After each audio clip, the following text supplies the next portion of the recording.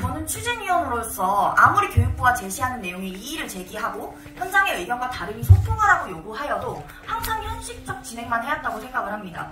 추진위 심의 자료에는 중요한 내용도 없었고요. 자문단의 연구 결과도 공개하지 않았습니다. 이게 무슨 소통입니까? 게다가 오늘 참관자는 교육부가 미리 리스트업한 사람들을 국회와 조율해서 정했습니다. 당첨자는 37명뿐이고요. 이 중 보육이 23명입니다. 공청회를 하는 것은 이해관계자뿐만 아니라 입법으로 영향을 미친 현장 관계자가 들을 수 있어야 됩니다. 그런데 공개 공청도 하지 않고 중계조차 하지 않는 게 빈 껍데기식 이게 왜 공청인지 모르겠습니다. 그래서 제대로 된 구체안도 공개하지 않고 논의도 엉망인 상황에 이렇게 정부조직법을 개정하면 이후 추진도 계속 이런 식으로 이루어질 것이 자명하다고 생각합니다.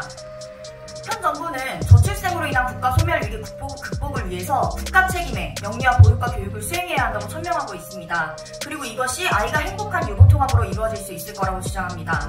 그런데 유보통합 시 어떻게 보육과 교육의 질을 향상할 것인지 아직도 제대로 된 계획이 없습니다. 이대로 법 개정을 선행하면 첫째, 재정계획 미비로 재정이 파탄나서 유초 중등 교육뿐만 아니라 새로 들어올 보육까지 망가질 것이고요. 둘째, 인력 및 인건비 계획 미비로 업무가 마비되고 개선하겠다는 어린이집과 사립교사의 처우 개선도 제대로 이루어지지 못할 것입니다.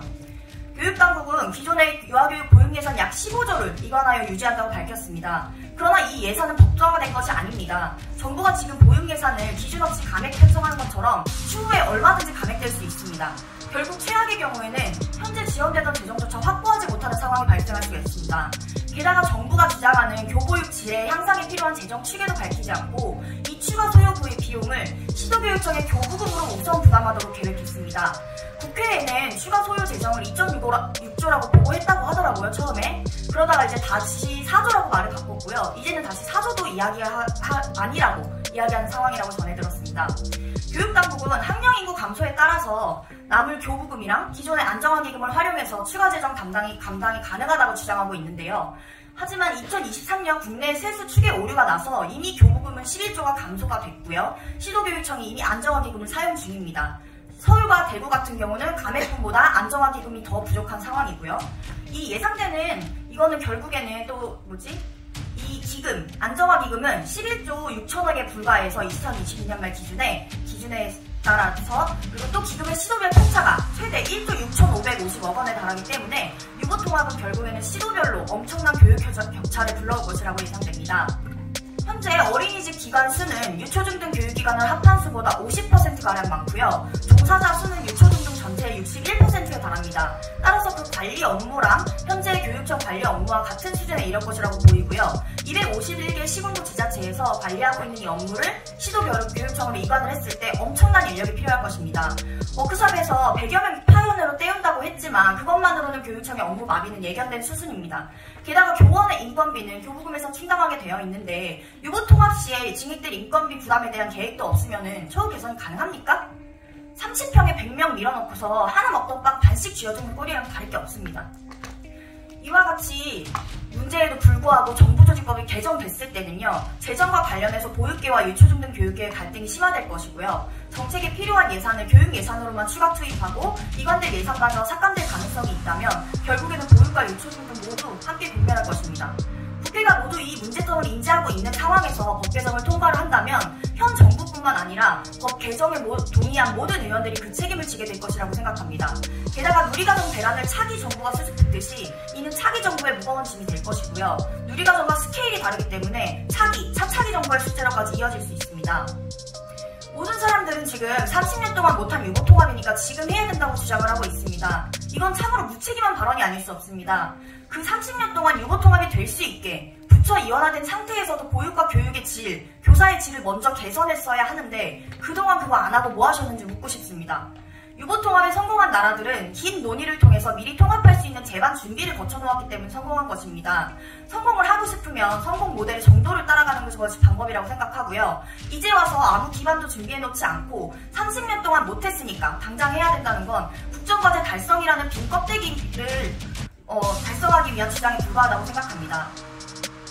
현 정부는 유보통합의 목적이 아이들을 위한 것이라고 주장하고 저출산을 위한 것이라고 주장하고 있는데요. 근데 이 법을 지금 바로 통과해야 된다는 주장을 들어보면 모두 아이가 아닌 어른을 위한 것입니다. 문제점을 본인도 알고 있지만 보육계가 매일같이 찾아오고 읍소에서 반대하기 어렵다는 모 의원님도 계셨습니다. 이게 선심성, 포퓰리즘, 총선용 졸속 정책이 아니면 무엇입니까? 아이를 위한 내용이 하나도 알려진 게 없는 유보통합은 그저 어른들의 표를 위한 유보통합으로 그치게 될 것입니다. 그리고 저출생은 유보통합의 원인이 아닙니다. 정부는 유보통합이 안 된 게 원인이 아닙니다. 정부는 인구가 감소할 것이라고 지금 확정 추정하고 유보통합 추가 재정을 교부금으로 나눠 쓸 수 있다고 이야기를 합니다. 저는 이게 되게 황당하다고 생각해요. 정부가 국가를 유지할 의지가 있다면 인구 감소를 확정하고 교부금을 나눠 쓰라고 할 게 아니라 진짜 저출생을 극복할 수 있는 주거 안정, 물가 안정, 성별 간 갈등이나 임금 격차 해소, 육아시 경력 단절 해소 이런 정책부터 시급히 마련하시는 게 필요하다고 생각합니다. 이태규 의원님이 발의하신 정부조직법에 대한 의안정보 시스템 의견 제출 35,593건 중에 반대가 24,908건에 달합니다. 게다가 정부조직법 중단 촉구 서명은 오늘 0시 10분 기준 34,749건이며 학부모와 일반 시민의 반대도 거의 50%에 달하고 있습니다. 그러나 모 교수단체에서는 급박한 저출생 상황에서 4년제 유아교육과가 폐과되지 않고 존속될 방향으로 가야 하므로 구체안 없는 정부조직법 중단 촉구 서명을 하지 말라고 교수들에게 메일을 보내고 교수와 학생들을 설득할 것을 종용하고 있습니다. 본 서명 외에도 교원자격 양성체제 개편 방안 연구에서 유보통합에 대한 학부모와 현장의 기대가 낮다는 통계 결과도 이미 입수하였습니다. 유치원의 기대는 아주 낮은 편이고요. 어린이집의 기대는 지금보다 조금 나아지거나 현행 유지일 것으로 기대합니다. 유보통합에 대한 이렇게 학부모와 현장의 기대가 낮은 상황에서의 무리한 통합은 결국 질 하향을 걱정한 양육자가 영어학원, 유치부 같은 사교육 시장으로 나가게 되는 현상을 만들 수도 있습니다. 국회는 졸속으로 법 개정을 하기 전에 지금의 법 개정이 정말 아이를 위한 게 맞는지, 유보통합의 진짜 목적이 무엇인지, 졸속 법 개정이 어떻게 사회에 영향을 미칠지 반드시 생각하고 법 개정에 논의해 주시기 바랍니다. 이상입니다.